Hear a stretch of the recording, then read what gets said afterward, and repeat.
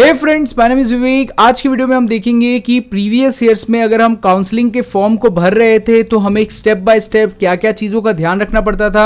आप में से बहुत सारे लोग पूछते हैं कि टीएफडब्ल्यू है, नॉर्मल सीट है, कैसे दोनों साथ में काम करेगा।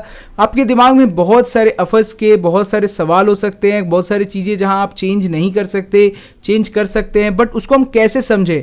तो मैं दोस्तों आप लोगों के लिए एक डेडिकेटेड प्रीवियस ईयर में मैंने जो काउंसलिंग रजिस्ट्रेशन किया था उसका एक टोटल वीडियो आपके लिए अपलोड कर रहा हूँ। आप इसको पूरा शुरू से लेकर अंत तक देखिए तो आपके दिमाग में जितने भी सवाल हैं वो पूरा क्लियर हो जाएगा। तो आप डायरेक्ट एडमिशंस करवाना चाहते हैं किसी भी बेहतरीन कॉलेज में वेस्ट बंगाल में, तो दोस्तों आप हमारे टीम को रीच आउट कर सकते हैं। डिटेल्स आपके साइड में। काउंसलिंग के लिए कोई हेल्प चाहिए हमारे तरफ से आप लोगों को, स्पेशली मेरे तरफ से, सो आप लोगों को बहुत सारे इसमें फीचर्स एंड बेनिफिट्स मिल जाएंगे। उसके ऊपर डेडिकेटेड वीडियो नीचे देख लीजिएगा। और आपको अगर रजिस्टर करना है तो रजिस्ट्रेशन लिंक आपको डिस्क्रिप्शन में मिलेगा, आप देख सकते हैं सारे पैम्पलेट्स को साइट पे। बेसिकली सबसे पहले जाएंगे मेन साइट से वहाँ रिडायरेक्ट हो जाएंगे। रिडायरेक्ट होते ही गाइज हमें वहाँ पर न्यू कैंडिडेट लॉगिन करना है। उसके बाद ये सारे ऑप्शंस आपके पास उभर के आएंगे। न्यू कैंडिडेट जैसे ही आप लॉगिन करते हो तो आप वहाँ पर सबसे पहले तो आपको पासवर्ड पता नहीं है, बाद में जब आप लॉगिन करना चाहते हो तो आप बेसिकली वहाँ से कर सकते हो। साइन इन करने के लिए आपको ये न्यू कैंडिडेट सीरीज, उसके बाद आपको क्या करना है, और उसके बाद आपके अपने माता जी का नाम डालना है, मतलब आपके मदर्स नेम डालनी है। उसके बाद आपको बेसिकली अपना बर्थ डेट डालना है, ठीक है। उसके बाद आपको अपना सिक्योरिटी पिन डालना है। उसके बाद आप चले जाओगे सेकंड साइड पे। सेकंड साइड पे जाते ही आपको कुछ कंफर्मेशन ये सब मिलेगा तो आपसे एग्री कर देना। उसके बाद आपके बस यहाँ पर आएगा आपकी नंबर डालने के लिए, आपको नंबर डालना पड़ेगा, आपको अपने सारी डिटेल्स भरने पड़ेंगे। तो ये सारी बातें तो हो गई गाइस। यहाँ पर हम लोग बेसिकली यहाँ पर आपके नंबर चूज़ कीजिए, नंबर वो डालिएगा। और बहुत बार ऐसा हो सकता है कि आपकी जो पहले आपने जो फ़ोन नंबर दिया था वही वैलिड हो, तो आप बेसिकली वो नंबर डालिए जो सबसे पहले बार आपने डाला था और वो नंबर आपकी वैलिड होगी। सो जैसे ही गाइज आप अपना यहाँ पर काम बना लेते हो पहले वाले पेज पे, तो आपके पास ये पूरा साइट खुल के आएगा जहाँ पर आपको बोलेगा आपके पास एप्लीकेशन फॉर्म का क्वालिफिकेशन डिटेल्स, कॉन्टैक्ट डिटेल्स और अपलोड डॉक्यूमेंट्स, ये सारे पेजेस बाद में आएंगी। तो आपको ये टाइम टू टाइम ये सारे पेजेस को एक एक करके आपको फिल करना पड़ेगा, ठीक है। तो सबसे पहले हमारा रजिस्ट्रेशन तो कंप्लीट हो गया। तो अब हम क्या करेंगे, हम बेसिकली अब क्या करेंगे, यहाँ पर एप्लीकेशन फॉर्म पे क्लिक करेंगे। तो बेसिकली एप्लीकेशन फॉर्म, अगर हम यहाँ पर जो लिखा हुआ है फिल एप्लीकेशन फॉर्म, उस पर क्लिक करते हैं तो हम बेसिकली एप्लीकेशन फॉर्म वाले पेज पे रीडायरेक्ट हो जाएंगे। तो अपने एप्लीकेशन फॉर्म में अपने जेंडर डाल सकते हो, नेशनैलिटी डाल सकते हो, अपने स्टेट ऑफ डोमिसाइल डाल सकते हो और आपकी कैटेगरी डाल सकते हो। कैटेगरी वही आएगा जो बेसिकली आपने स्टार्टिंग में भरने के टाइम पर दिया था, या फिर आप वहाँ पर नन डाल सकते हो। यहाँ पर आपको सब कैटेगरी डिटेल्स में आपकी पर्सन विद डिसेबिलिटी डाल सकते हो। ट्यूशन फी वेवर के ऑप्शन पे येस और नो का ऑप्शन आएगा, आप बेसिकली यहाँ पर येस या नो डाल सकते हो आपके प्रेफरेंस के हिसाब से।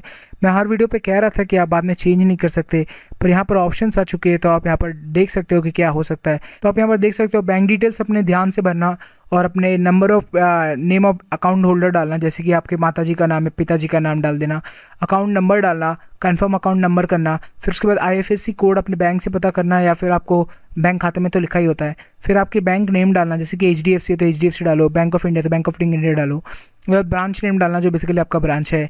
तो ऐसे में आपका यहाँ पर एप्लीकेशन फॉर्म कंप्लीट हो जाएगा। जितने भी बैंक डिटेल्स है मैं ध्यान से कह रहा हूँ, बार बार ये वाले बहुत अच्छे से भरना, इसमें कुछ गड़बड़ मत करना, 2-4 बार चेक कर लेना। जैसे ही एप्लीकेशन फॉर्म हम कंप्लीट करते हैं, हम क्वालिफिकेशन डिटेल फॉर्म में आएंगे, जहाँ पर आपने क्लास 10 में इंग्लिश में कितना नंबर स्कोर किया था आप वहाँ पर डाल सकते हैं। फॉर एग्जाम्पल मैंने मैक्सिमम तो 100 ही होता है सबका, तो वो डालिए। पास किया था तो पास डालिए।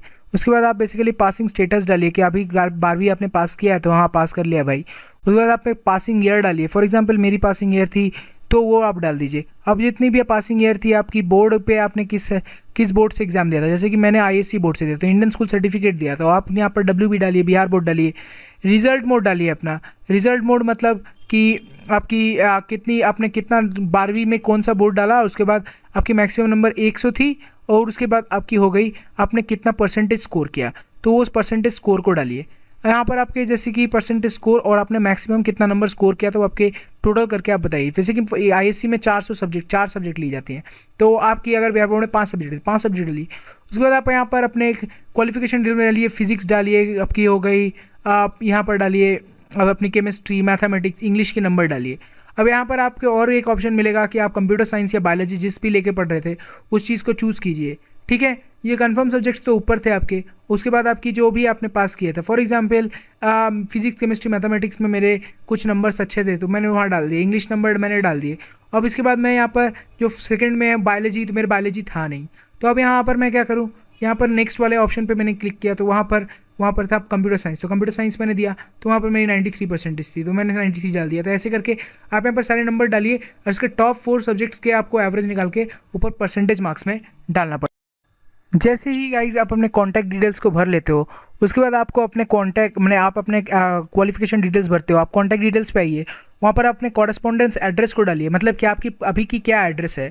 आप फॉर एग्जांपल गाइज मेरी जो एड्रेस है यहाँ पे अभी जो एड्रेस है वही मेरी परमानेंट एड्रेस है, तो यहाँ पर मैं सेम एज कॉरेस्पॉन्डेंस एड्रेस कर लूँगा।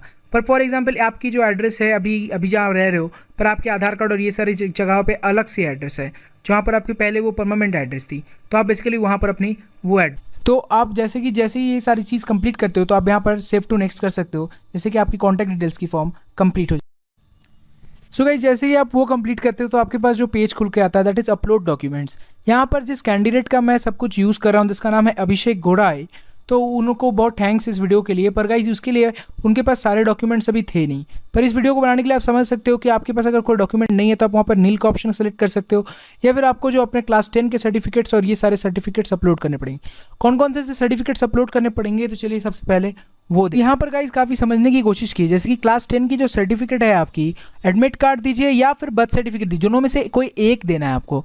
10th की जो मार्कशीट है वो आपको बेसिकली पूरी की पूरी स्कैन करके देनी है।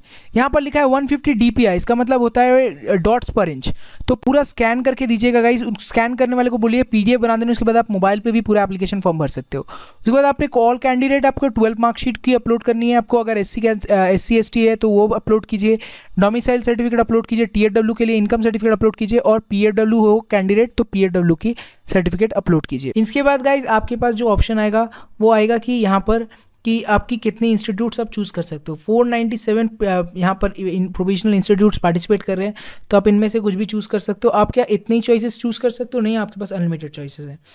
यहाँ पर गाइज आपके पास यहाँ पर देखो कि जो सबसे बड़ा प्रश्न था हमारे यहाँ चैनल पे कि एक जो स्टूडेंट है वो TFW सर्टिफिकेट अप्लाई करे या फिर गवर्नमेंट कॉलेज अप्लाई करे।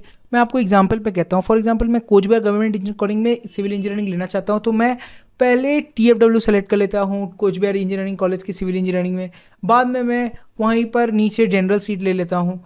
जो आप चाहो कर सकते हो चॉइस क्लॉकिंग में, पर आपको यहाँ पर चॉइस चूज़ करनी है, किसी को अच्छे से ब्रांच चूज़ करना है, जिस ब्रांच को चाहिए उसके प्रेफरेंस के हिसाब से दीजिए। फॉर एग्जांपल मैंने अगर कुछ एक पहला जादवपुर दे दिया, उसके बाद वो कॉलेजेस स्टार्टिंग में दीजिए जो बेसिकली आपको लगता नहीं है मेरे हो सके। सेकंड चॉइसेस एक लिस्ट बनाइए, सेकंड में ऐसी लिस्ट में हम रहेंगे जो मेरे को लगता है, मेरे को अगर बहुत इच्छा है कि मैं बेसिकली चले जाऊँ उसमें, पर मेरा रैंक नहीं मैच कर रहा है वहाँ पर, तो ऐसे कॉलेजेस दीजिए।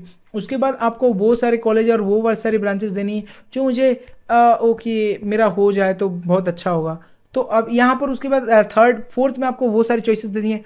ओ भाई इसमें तो मेरी आसानी से हो जाएगी, क्योंकि आपको आसान कॉलेजेस भी देनी ज़रूरी है गाइस, कि अगर आप वो सारे कॉलेजेस नहीं देते तो आप एकदम ऐसा बना दे रहे हो कंपटीशन को कि आप चाहते हो कि एकदम बड़ा ही जाना चाहते हो, और आपको अगर छोटा कॉलेज नहीं लगता तो आप काउंसलिंग पे सीट नहीं मिल रही है आपको। और सारी चीज़ें मैंने क्लैरिफाई कर दी। WBJEE एंड JEE की काउंसलिंग मेंटोरशिप हमारे यहाँ से स्टार्ट कर दी गई है। अगर आप रजिस्टर करना चाहते हैं तो इजीली हमारे ऑफिशियल वेबसाइट या फिर डिस्क्रिप्शन में आपको लिंक मिल जाएगा, तो आप वहां से जाकर रजिस्टर कर पाएंगे। रजिस्ट्रेशन प्रोसेस काफी आसान है।